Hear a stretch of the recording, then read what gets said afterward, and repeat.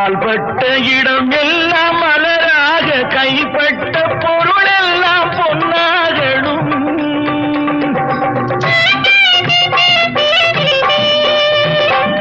உன் கண்பட்டு வழிகின்ற நீரெல்லாம் ஆனந்த கண்ணீரே என்றாகணும்.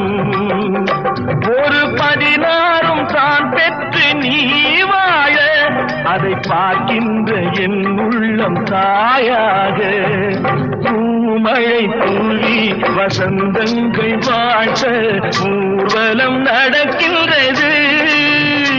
எழில் பொங்கிடும் அன்பு தங்கையின் நெற்றியில் குங்குமம் சிரிக்கின்றது. மங்கள குங்குமம் சிரிக்கின்றது.